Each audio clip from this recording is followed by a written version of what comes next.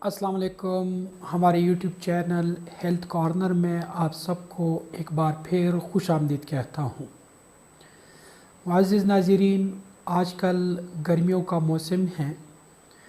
इस मौसम में आप जानते हैं कि बीमारियाँ कुछ ज़्यादा हो जाती हैं। इन बीमारियों में एक बीमारी जो है असहाल की बीमारी है, जिसको आम तौर पर डायरिया भी कहा जाता है, लूज़ मोशन भी इसको कहते हैं। गर्मियों में अमूमन फूड पॉइज़निंग की वजह से या कंटामिनेटेड फूड की वजह से या इन्फेक्शंस की वजह से, जिसमें बैक्टीरिया और वायरस और प्रोटोज़ोआ तीनों शामिल हैं, इनमें से किसी भी वजह से लूज़ मोशंस या डायरिया जो है वो हो सकता है। और इस मौसम में ज़्यादा भी होता है।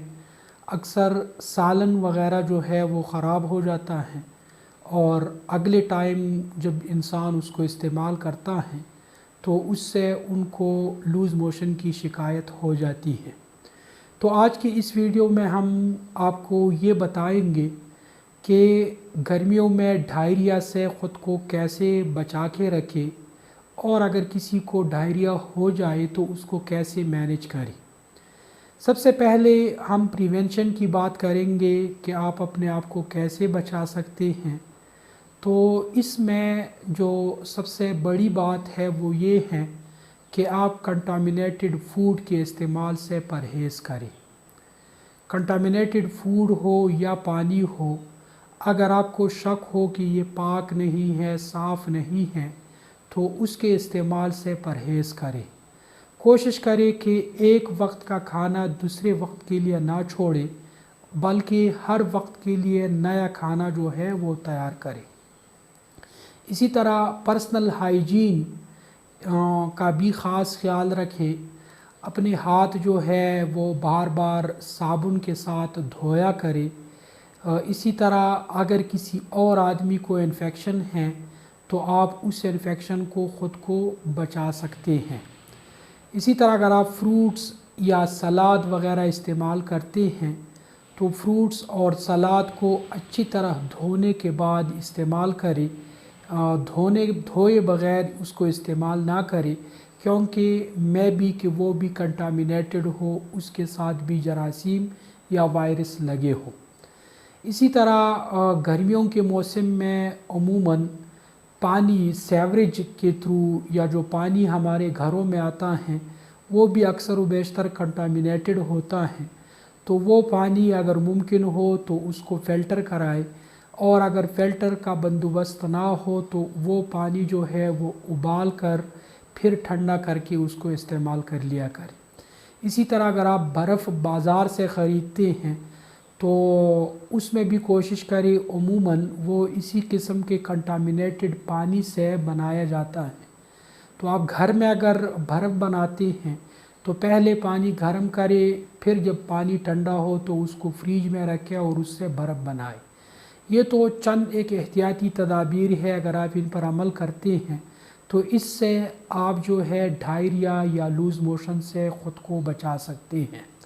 अब अगर खुदा न खास्ता इस मौसम में आपको लूज़ मोशन या डायरिया हो जाए तो आपको क्या करना चाहिए। सबसे पहले डिहाइड्रेशन को कंट्रोल करना होता है। लूज़ मोशन के दौरान हमारे जिस्म से पानी और नमकियात की अच्छी खासी मकदार ख़ारिज हो जाती है।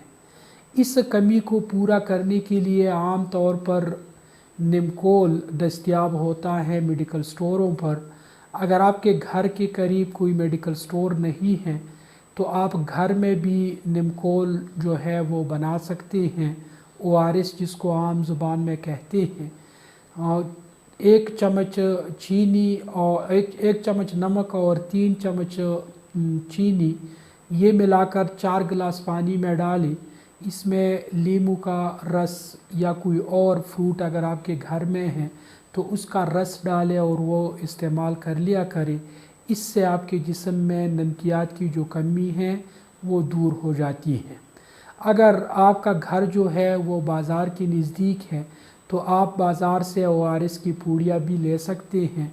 اس کا طریقہ کار بھی یہ ہے کہ ایک جو پوڑی ہے وہ 4 گلاس پانی میں ڈال کر آپ استعمال کر لیا کریں، اور اگر ڈی ہائیڈریشن بہت زیادہ ہو جائے تو پھر آپ آئی وی لائن جو ہے اس کے تھرو ڈاکٹر صاحبان آپ کو ڈرپ وغیرہ لگا دیتے ہیں تاکہ نمکیات اور پانی کی جو کمی ہے اس کو پورا کیا جا سکے۔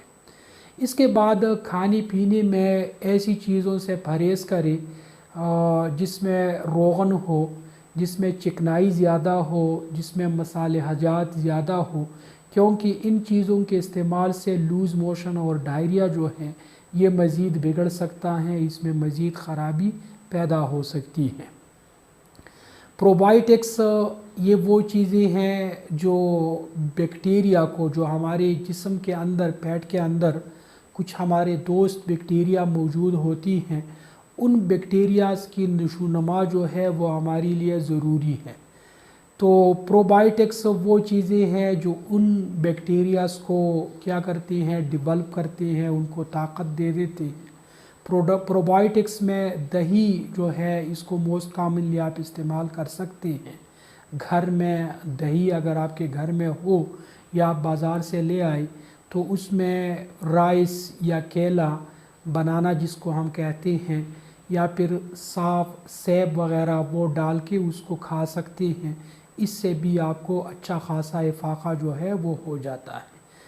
اس کے علاوہ میں پہلے بات کر چکا ہوں کہ پرسنل ہائیجین کا اچھا خاصا خیال رکھیں، آپ خود اپنے ہاتھ بھی دھوئیں تاکہ آپ کی وجہ سے دوسرے لوگوں کو یہ بیماری منتقل نہ ہو جائے۔ آپ جہاں پر بھی واش روم کے لیے جاتے ہیں یا پھر اگر آپ کو وہ میٹنگ آتی ہیں، قے آتی ہیں، تو اس کو اچھی طرح دھو لے، صاف کر لیا کرے، کیونکہ اس پر جب مکھیاں بیٹھ جاتی ہیں تو اس قے کے اندر یا پاخانے کے اندر جو جراثیم موجود ہوتے ہیں وہ مکھیوں کے پیروں سے چمٹ کر اسی جگہ پر چلے جاتے ہیں، ہمارے عام خوراک میں وہ شامل ہو جاتے ہیں اور گھر کے دیگر افراد بھی اس بیماری میں مبتلا ہو جاتے ہیں۔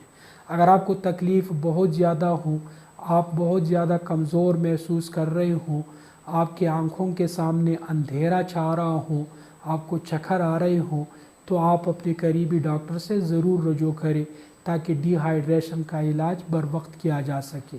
یاد رکھیں، لوز موشن کی وجہ سے زیادہ تر اموات جو ہے وہ ڈی ہائیڈریشن کی وجہ سے ہو جاتی ہے۔